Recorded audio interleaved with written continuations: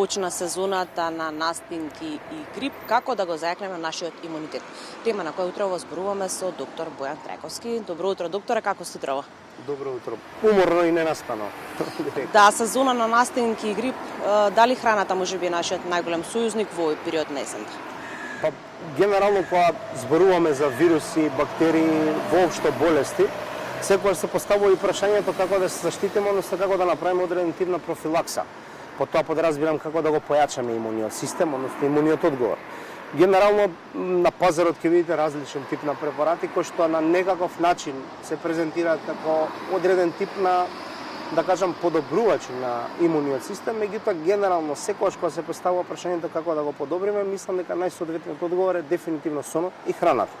Тука и одговорот на вашето прашање е дека апсолутно соодветниот тип на исхрана, конзумирањето на соодветни минерали, витамини преку храната, апсолутно многу подобро ќе, да речеме, ќе го регулираат тој имун систем и ќе го подобрат неговиот, односно ќе го подобрат нашиот имун одговор кон вирусите и бактериите, но и секако долгорочната изложеност кон вируси и бактерии од кога сме се родили во ден денешен, апсолутно го формираат тој имун одговор кој што би требало соодветно да изреагира или соодветно да не одбрани во целата ситуација. Доста чести во овој период се истомачните вируси, особено кај најмладата популација, никако со почетокот на училишната година, меѓутоа и кај повозрастните луѓе.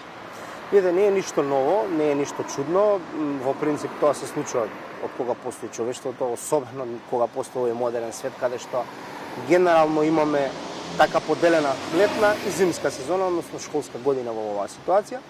Така да тоа мешање на децата, тоа затварање во одредени затворени простори, менувањето на температурата и овој влажен временски период каде што имаме дел топло, дел ладно време, е да речам најсоодветно за развивање на тие вируси и бактерии, па како резултат на тоа и го гледаме, ја гледаме таа трансмисија често, тоа често заразување, така да верувајте, тек ни почнува и ни предстои една долга сезона на разболување, веројатно стомачните вируси полека ќе ги заборавиме, со оглед на промената на температурата и некарактеристичното нивно присуство до овој временски период, за да понатака веќе гледаме одреден тип на стрептококни, стафилококни инфекции од бактериска природа и секако различни типови на вируси, грипови, па зошто да не и корона, која што без разлика на све секако е присутна, односно ковид како болест. Ја споменавте вие короната, некако сите се плашиме, можеби се уште останува на време, никако не е за нас.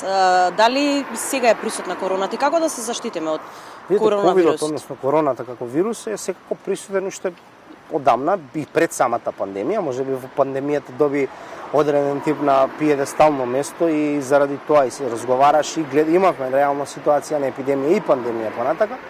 Меѓутоа е секако присутна, влезена е во онаа категорија на нормални вирусни заболувања кои што се случува. И само што единствената разлика од претходно и сега е што за разлика од претходно сега не тестираме со оглед на тоа што третманот е горе-долу ист како и вирусните останати заболувања и генерално само правиме буст на имуниот систем, помагаме на телото со храна, со спиење и тоа е тоа во принцип како најсоодветен одговор во одбрана и од ковидот, но и од секако други вирусни заболувања. Од утре некако пониски температури се најавуваат, луѓето некако и се навикнати често да прават крвна слика. Колку треба често да се прави крвна слика и колку е вие препорачувате за еден здрав организам, меѓутоа и да ги споменувам тука и болните кои што верувам дека почесто прават. Искрено бидам, за мене лично и од општо до што не е во пракса во медицина, ќе бидам најбрутално искрен, се злоупотребува здравствениот систем од страна на сите граѓани.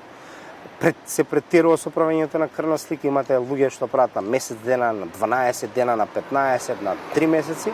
За мене реално, ако збориме крвна слика кај младите на 1 година, кај повозрастните на 6 месеци да речеме, дури во европските земји и тоа не е пракса, заради тоа што се трудат да ги штедат сите ресурси што ги имаат, очигледно ние имаме вишок ресурси кога станува збор за крвни слики, така да мислам и стојам за тоа дека единствениот начин за правење на крвна слика, односно за да се пациентот испита, треба да биде под исклучиво медицинско мислење, односно исклучиво насока дадена од страна на лекар и секако упат даден од страна на лекар. Граѓаните сакаат да слушаат совети од доктор, меѓутоа кога треба да се побара матичниот лекар?